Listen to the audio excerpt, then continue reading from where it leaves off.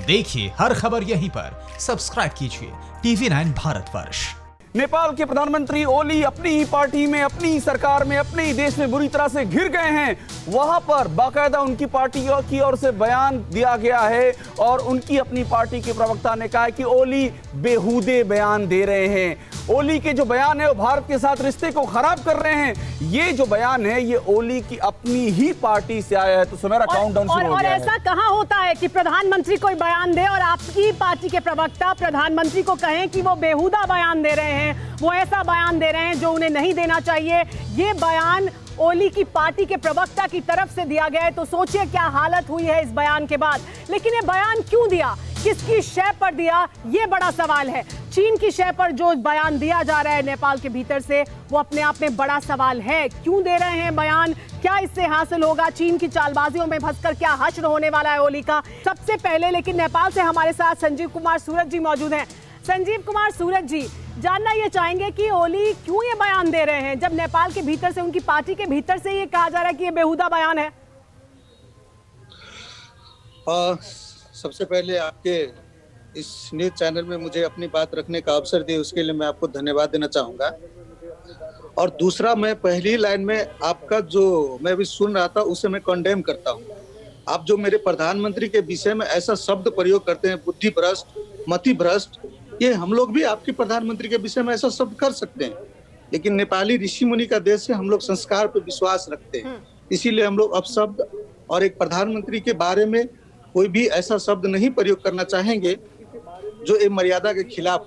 इसीलिए हमें आपसे पहले आग्रह है कि आप नेपाल के प्रधानमंत्री के बारे में मेरी बात सुनिए, आप मेरी बात सुनिए। आपको मैं बीच में रोक रहा हूँ, आपको मैं बीच में रोक रहा हूँ। आप जो बात कह रहे हैं, आप थोड़ा सा बात को समझिए। अगर आप हमको सुन रहे हैं तो हमको पूरा सुनिए, आप अधूरा मत सुनिए। हम नहीं कह रहे हैं नारायण काजी श्रेष्ठ कौन है, आप मुझे बताइए। मेरी बात सुनिए आप, नारायण काजी श्रेष्ठ कौन है? नारायण काजी श्रेष्ठ भारत के नेता है क्या? वो भारत के नेता हैं, आपकी पार्टी के प्रवक्ता हैं वो। आप हमें क्यों कह रहे हैं, हमें क्यों कह रहे हैं? आप कहीं भी दिखा दीजिए कि नारायण काजी जी बोले हो कि प्रधानमंत्री का बुद्धि भ्रष्ट हो गया। आप कहीं दिखा सकते हैं क्या? आप चलाइए इस चैनल पे हिमालयन टाइम्स।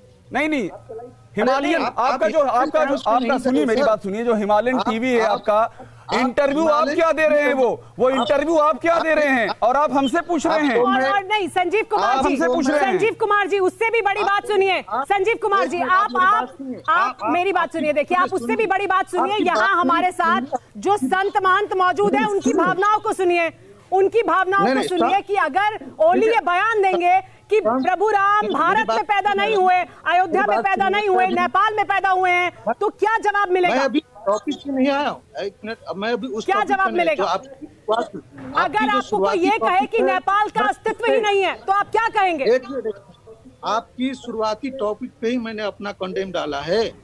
आप मुझे कहीं पे भी ये बाइट सुना के दिखा दीजिए कि नारायण काजी श्रेष्ठ मेरे पार्टी के प्रवक्ता ने ये बताया हो कि प्रधानमंत्री का बुद्धि भ्रष्ट हो गया है। ऐसा बात नहीं होता है।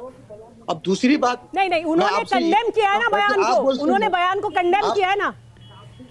आपका मैं सीधा सामना कराती हूँ ना, हमारे साथ जो यहाँ मेहमान मौजूद है उनसे। श्री योगी मौनी जी स्वामी जी, आप सुनिए, वो कह रहे हैं कि आप हमारे प्रधानमंत्री को ऐसा मत कहिए। उनके प्रधानमंत्री ये बयान दे सकते हैं कि प्रभु राम अयोध्या में पैदा नहीं हुए, नेपाल में पैदा हुए थे? विश्व के किसी भी व्यक्ति को भगवान श्री राम के बारे में टिप्पणी करने का अधिकार नहीं है। मर्यादा पुरुषोत्तम भगवान श्री राम अयोध्या में अवतरित हुए थे और इसे नेपाल को नहीं पूरे विश्व को स्वीकार करना चाहिए। अगर नेपाल ने इतनी बड़ी भूल किया है या निश्चित रूप पश्चात, मैं स्मरण दिला दूं अगर हम सुनते हो आप, तो आज के 21 वर्ष पहले जब मैंने नेपाल में भू समाधि ली थी तब महाराज वीरेंद्र विक्रम शाह जी वहां थे, तो उन्होंने हमें मुकुट भेंट किया था राम मंदिर बनवाने के संकल्प को पूरा कराने के लिए। कैसे आपने कह दिया कि राम अयोध्या में पैदा हुए? आपने कैसे कह दिया इस बात को? भगवान पशुपतिनाथ की पहाड़ी की मैंने लैंड की परिक्रमा की, मेरी पुरस्री छिल गई, आपने कैसे कह दिया कि राम अयोध्या में नहीं पैदा हुए? आपको याद रखना चाहिए, आपको जानना चाहिए। ये है भावना। वीरेंद्र के आपकी भी प्रतिक्रिया इस पर लेना चाहेंगे। देखिए, ये भावना है भारत में लोगों की। न्यूज़ टॉप 9 रोज सुबह 7 बजे और शाम 7 बजे सिर्फ TV9 भारतवर्ष पर।